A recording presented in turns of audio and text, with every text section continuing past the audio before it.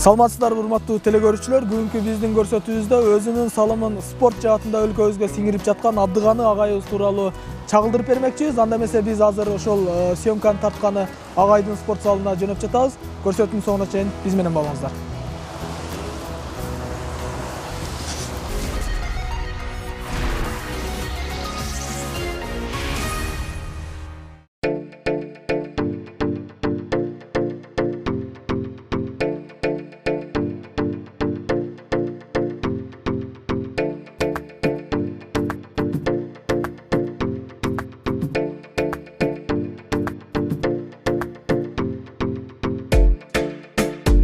Так, значит, балдар азыр упражнение бұл спортивная лестница. Бұл деген сілердің бүтүңөрүн шамдар айларына керектүү упражнениялар жасалат. Ошондуктан баардыгыбыз бой-бойубузду карап туруп, катар-катар менен адашпастан туура жасаган аракет кылабыз.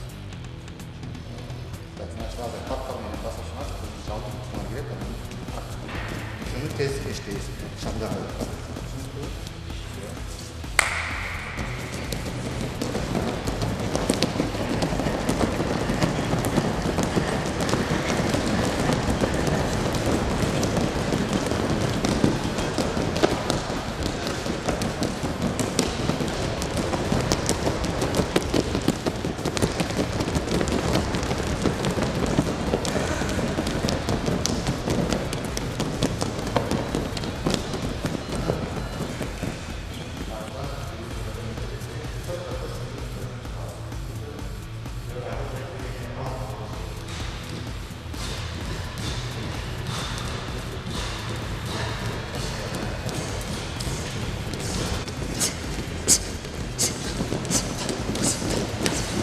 Спирт карашкерин балдар.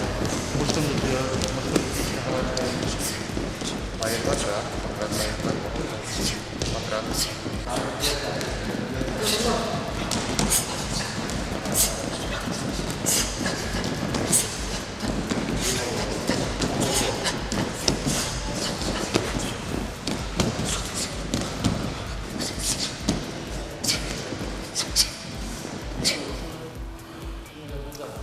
Урматтуу телекөрүүчүлөр, мына өзүңүздөр көрүп жаткандай, биздин көрсөтүүдө ар дайым спортчу болобу же болбосо машыктыруучу болобу, тег эле биздин өлкөбүзгө спорт жаатында салым кошуп келе жаткан мекендештерибизди чагылдырып келебиз.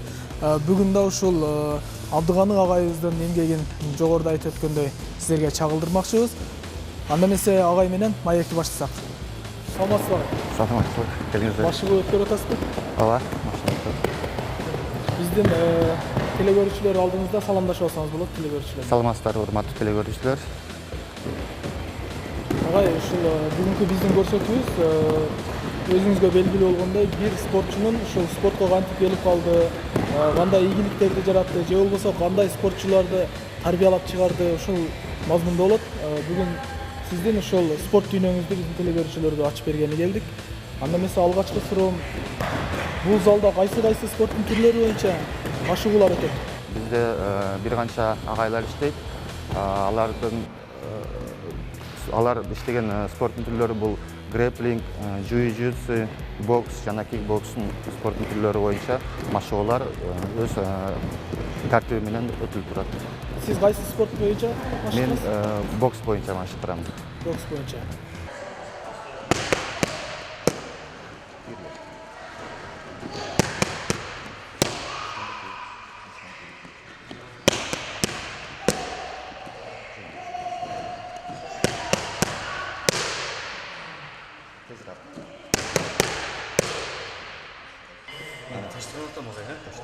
Себеби бүтүн калып калып атат да.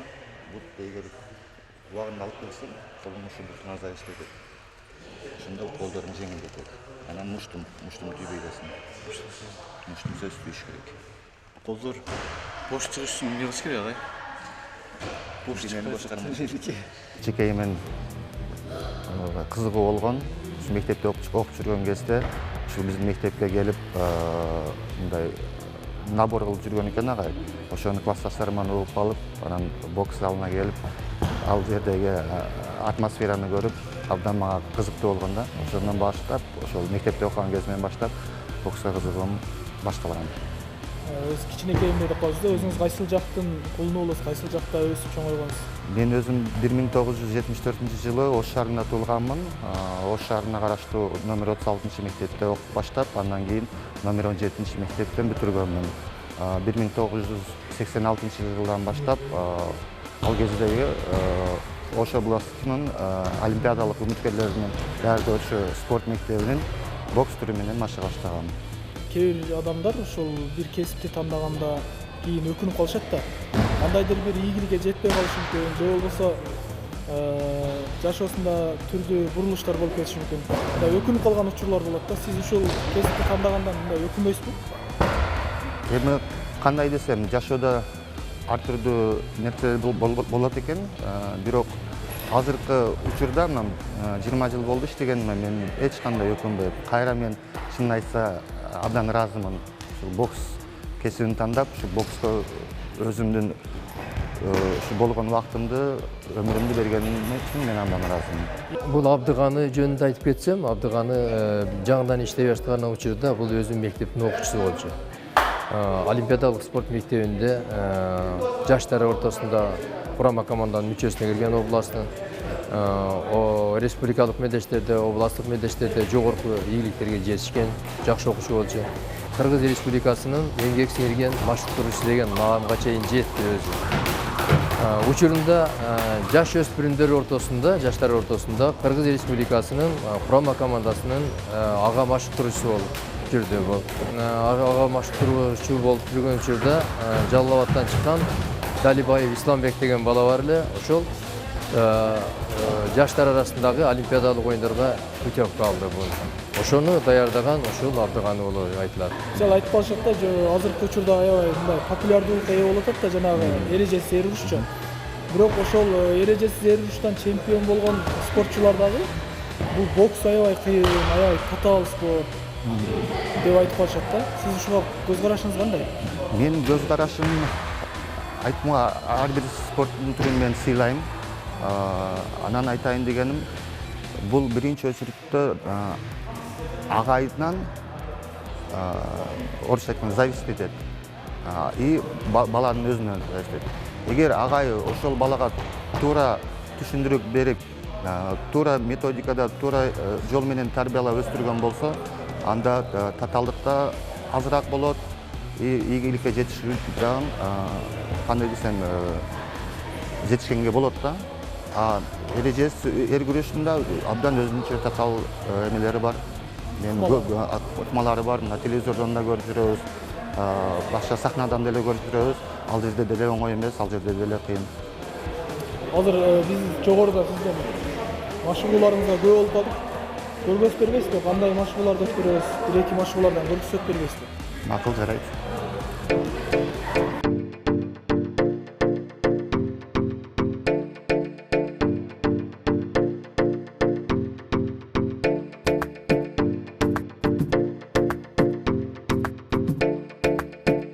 Урматтуу көрүүчүлөр, мына бизде бул инвентарды спортивный лестница деп коет. Бул абдан көп спорттун түрүнө колдонсо болот. Бунун биринчи пайдасы, основной пайдасы бул координация движения ног дейт. Бутка. Сен эгер буттун кандай десем, шамдагайлыгына, ылдамдыгына, баттыгына жана реакциясына, жана сезүү билүүсүнө абдан чоң пайдасын келтирет. Бул лестница менен абдан көп упражнениялар жасалса болот. Мисалы үчүн ошонун эле бир түрүн айтып берейин. Мисалы үчүн футболисттерде абдан көп колдонушат ушул упражнение. Мисалы үчүн кирип квадратка кайра чыгат.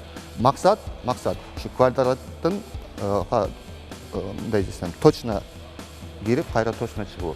Именно буттун учуна, на носочках. Да. Ооба, туура айтасыз. Мына ошону эле бир каптал менен, бир капталдан экинчи капталга кирет, анан кийинкисине уже экинчи квадратка өтөт.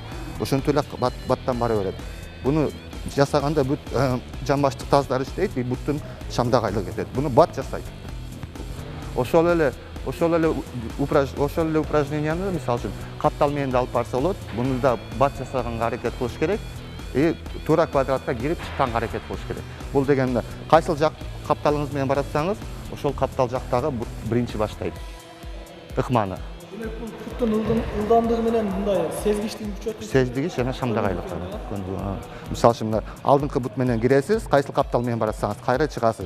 Кийинки эле движение ушу буттун жарымында жана ушуну бат жасап, бат сезгенге аракет жасаганга аракет кылыш керек. Колдун кандай көнүгүүлөрү бар? Боксерский стойкага туруп, алдыңкы бут менен биз удар жасап, жана бутубуз менен туура квадратка киргенге аракет кылышыбыз керек да. Ошондо боксердо сезүү пайда болот, точность пайда болот и жана шамдагайлык болот. Баттан урат, кайра чыгат. Анан кийинки квадратка кирет. Ушуну бир калыпта, бир движениеде кете берет.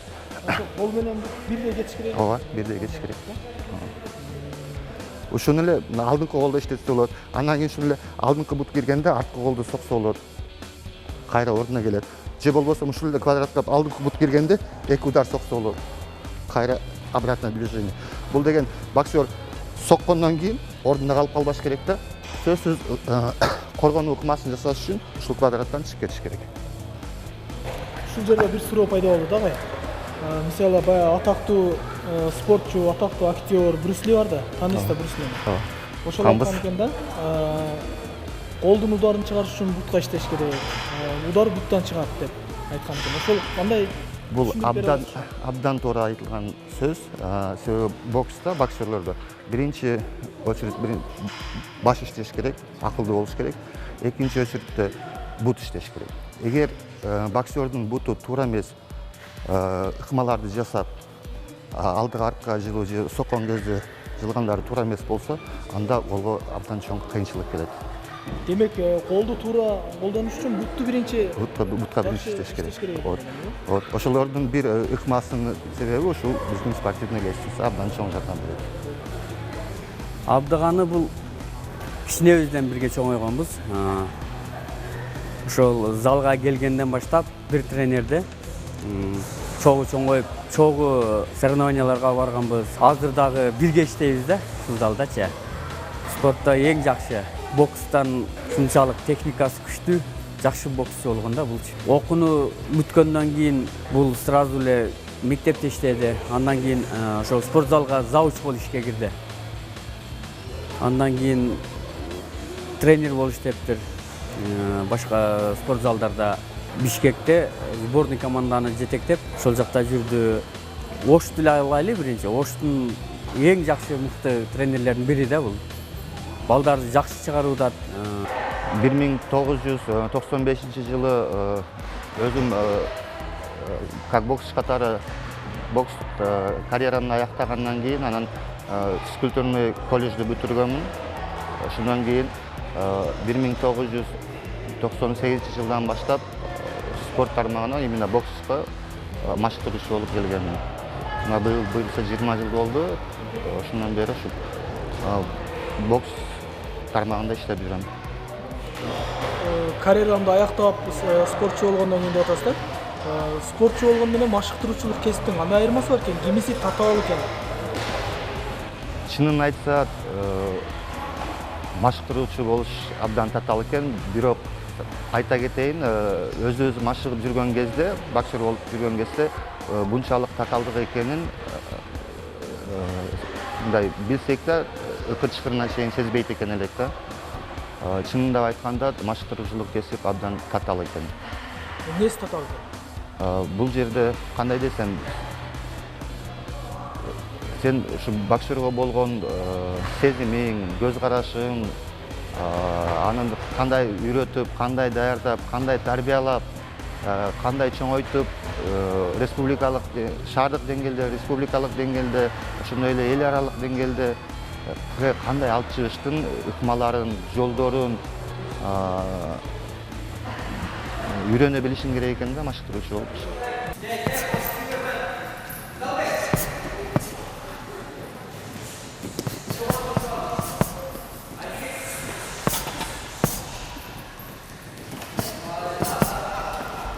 Мен биринчи жеңилгенде агай бул ушинтип бүтпөш керек деп бизди дагы соревнованияларга чыгарып, мындай кылса бул жеңилет, бардыгы эле жеңилет деп, анан ушинтип жакшы ийгиликке жеткенбиз. ошентип Кыргызстанда боксерлорду көбөйтүп дегендей. Мен да ушундай агайлай болуп, жакшы спорт чеберин болуп, бокстун Кыргызстандын президенти болуп чыгышым керек дейм.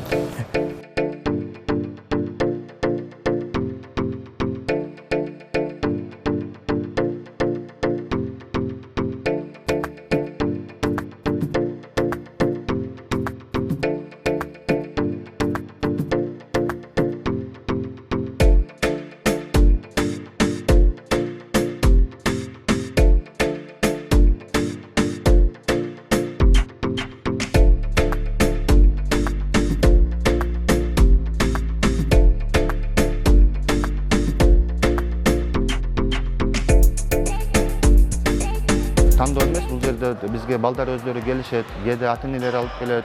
Ошол жерде бизде жылда мен азыркы кезде областтык олимпиадалык үмүткерлерди даярдоочу мектебинде иштейм. Бизде жылда набор болот балдардычы. Ошол кезде бир группабызда кээде 16 бала, 20 бала, андан ашык бала болуп калат. Анан ошолор менен иштеп, биз кандай десем, кээде баланы көрө билесиң, кээде билбей каласың. Кээ бирки балага кандайдыр бир сен айткан нерсе түшүндүргөн, көрсөтүп, үйрөткөн нерселериң бар жетет. Кээ бирки балдарга кечирээк жетип калышы мүмкүн. Ошолордун баардыгын тренер көрө билиш керек да. Анан чемпиондорду тарбиялоодо дейсиз, кандай ыкмалар керек дейсиз. Чемпиондорду тарбиялоодо бул абдан бир сөз менен айтып берүү абдан кыйын. Машыгып жүрчү, бастан бокска кызыгы өтө күчтүү эле. Анан биз кийинчерээк көрбөй эле калдык, үйдө көп мезгилде турбай эле калды. Соревнованияга кетет, айлап кетет, турнирлер жеңип келет. Жеңгенде да биринчи, экинчи местени алып келет, сөзсүз призовый местага ээлешип, кубоктар менен, медалдар менен келчү. Анан башка мамлекеттерге дагы барганда дагы биз өзүбүзчө бир туугандар бардыгыбыз сыймылдык менен карап элек.